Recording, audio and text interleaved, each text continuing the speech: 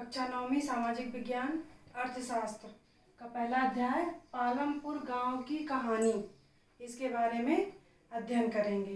तो पालमपुर गांव की कहानी का मुख्य उद्देश्य जो है, इसमें जो बताया गया है वो उत्पादन से संबंधित मूल विचारों से परिचित कराया गया है कि उत्पादन से संबंधित जितने भी विचार हैं वो इस चैप्टर में बताए गए हैं। तो आइए जानते हैं उत्पादन के बारे में। उत्पादन क्या है? उत्पादन किसी चीज को बनाने या तैयार करने की एक प्रक्रिया है। किसी चीज को बनाने या तैयार करने की एक प्रक्रिया है जो मानव की इच्छाओं के लिए पूरा किया जाता है। मानव की इच्छाओं को पूरा करने के लिए किया जाता है। और इन उत्पादन की क्रियाओं में हमें बहुत सारी चीज़ों की आवश्यकता होती है, जैसे प्राकृतिक संसाधन हो गए, मानव निर्मित वस्तुएं हो गई हैं, मुद्रा हो गया, मानव प्रयास हो गया। तो इनके बिना हम उत्पादन को नहीं कर सकते हैं। ठीक है, तो इसके बाद आता है हमारा अगला पॉइंट, उत्पादन के संगठन।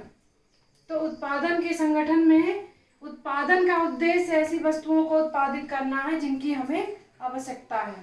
ठीक है, तो उत्पादन के लिए हमें किन किन चीज़ों की आवश्यकता होती है? उत्पादन के लिए हमें 4 चीज़ों की आवश्यकता होती है। अगर किसी वस्तु का हमको उत्पादन करना है या किसी चीज़ का हमको उत्पादन करना है तो हमें 4 चीज़ों की आवश्यकता होती है। ठीक है, तो ये है उत्पादन के संगठन। उत्पादन के संगठन में 4 भागों में विभाजित कर दिया गया है उत्पादन के संगठनों को। तो पहला है हमारा भूमि तथा अन्य, दूसरा है हमारा श्रम, तीसरा है हमारा भौतिक पूंजी और चौथा है हमारा मानव पूंजी। तो आइए सबसे पहले पॉइंट को हम जानते हैं, भूमि तथा अन्य। भूमि तथा अन्य में प्राकृतिक संसाधन आते हैं। प्राकृतिक संसाधन का मतलब जैसे वन हो गया, जल हो गया, खनिज हो गया। तो इसमें ये सारी चीजें आती हैं, प्राकृतिक संसाधन भूमि तथा अन्य में। पहला पॉइंट जो है हमारा। दूसरा है हमारा श्रम। दूसरा पॉइंट हमारा है श्रम। श्रम में क्या है?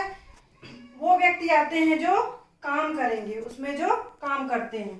तो ये है हमारा दूसरा पॉइंट। तीसरा पॉइंट है हमारा भौतिक पूंजी। तीसरा पॉइंट भौतिक पूंजी। भौतिक पूंजी को 2 भागों में विभाजित कर दिया गया है। पहला है स्थायी पूंजी और दूसरा है कार्यशील पूंजी। स्थायी पूंजी क्या है? स्थायी पूंजी में उत्पादन के लिए हम जिन वस्तुओं को रखते हैं वो हमारे पास बहुत समय के लिए रहती हैं, तो वो कहलाती है स्थायी पूंजी। ठीक है, स्थायी पूंजी में आ गया जैसे औजार हो गया, मशीन हो गया, ये भवन है, तो ये स्थायी पूंजी वाली जो हमारे पास काफ़ी समय तक रहते हैं। दूसरा है हमारा कार्यशील पूंजी। कार्यशील पूंजी यानी उत्पादन में हमें जो है कुछ भुगतान करने के लिए, हमें कुछ चीज़ों को खरीदने के लिए कुछ पैसों की आवश्यकता होती है, वो कहलाती है हमारी कार्यशील पूंजी। जैसे हमको कुछ चीज़ उत्पादन करना है तो उसके लिए हमको कच्चा माल और पैसे की आवश्यकता होगी, तो नगद पैसा और कच्चा माल, ये हो गया कार्यशील पूंजी के अंतर्गत। अब चौथा है हमारा मानव पूंजी। मानव पूंजी क्या है? मानव पूंजी है जो है भूमि, श्रम एवं भौतिक पूंजी, यानी इन तीनों को एक साथ करने योग्य बनाने के लिए जिस ज्ञान और उद्यम की आवश्यकता हमको होती है वो कहलाती है मानव पूंजी। उद्यम से मतलब यहाँ पर जो है, ये जो उद्यम से मतलब है यहाँ पर भी श्रम से है, काम से है, यानी इन तीनों को एक साथ करने योग्य बनाने के लिए जिस ज्ञान और उद्यम की आवश्यकता होती है वो कहलाती है मानव पूंजी। उसको हम मानव पूंजी कहते हैं। तो ये हो गया हमारा उत्पादन के संगठन के 4 पॉइंट।